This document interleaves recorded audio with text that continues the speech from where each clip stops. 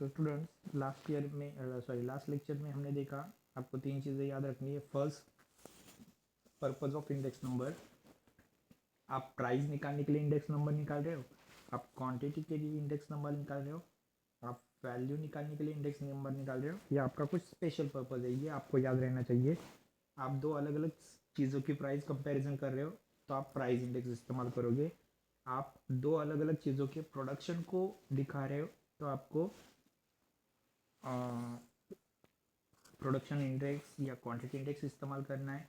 अगर आप दो अलग अलग चीज़ों में से किसकी वैल्यू ज़्यादा इंपॉर्टेंस है ये अगर आप शो आउट कर रहे हो तो आपको वैल्यू इंडेक्स नंबर निकालना है।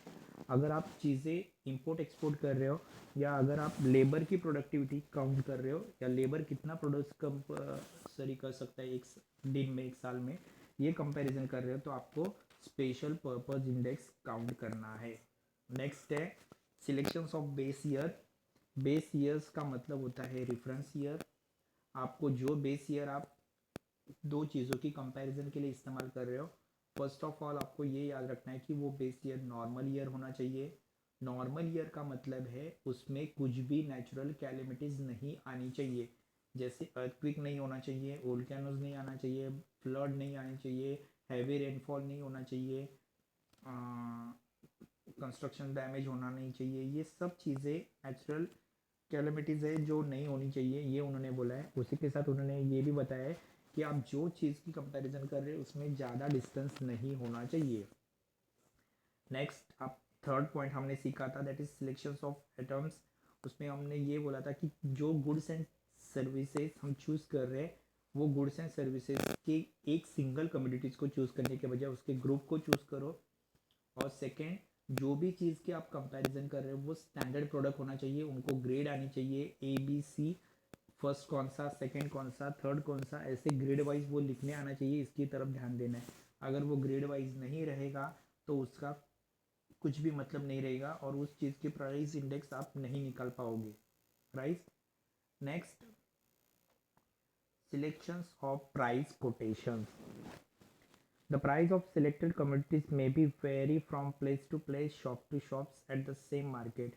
Therefore, it is desirable that price quotation should be obtained from a unbiased price report agency to achieve accuracy.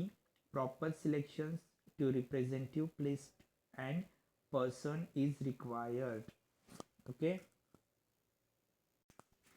Next उन्होंने जो चीज़ बोली है कि अगर आप किसी चीज़ की प्राइस इंडेक्स को काउंट कर रहे हो तो प्राइस इंडेक्स को काउंट करते वक्त सबसे बड़ा प्रॉब्लम आता है कि एक चीज़ की प्राइस हर एक प्लेस पे डिफरेंट डिफरेंट होती है, उसी तरह हर एक शॉप में वो डिफरेंस होती है। तो अभी इसके ऊपर सिलेक्शंस क्या है, जैसे अगर आप टीवी खरीदने जा रहे हो तो अगर टीवी खरीदने जा रहे हो ऑनलाइन में आपको सस्ता मिलता है, लेकिन वही चीज़ आप शॉप में जा रहे हो तो आपको और महंगा मिलता है। उसके बाद अगर आप किसी लोकल कम्योडिटीज़ या लोकल शॉप से खरीद रहे हो तो भी वो कम्योडिटीज़ महंगी पड़ने लगती है। तो इसके ऊपर सोल्यूशन क्या है, तो इसके ऊपर सोल्यूशंस उन्होंने ये बोला है कि आप ऐसी अगर चीज़ें हैं या ऐसी अगर चीज़ों की प्राइस है तो फर्स्ट ऑफ ऑल ये आपको याद रखना है कि चीज़ों की प्राइस गवर्नमेंट ने क्या डिसाइड करके दी है। अगर वो प्राइवेट चीज़ें हैं तो प्राइवेट कंपनी की प्राइस क्या है, इतना एक्यूरेंसी होना चाहिए। मतलब कम से कम आपको कंपनी के वेबसाइट पर जाकर वो प्राइस प्रॉपर देखने आनी चाहिए।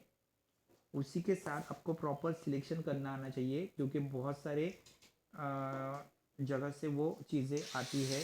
तो आपको पहले तो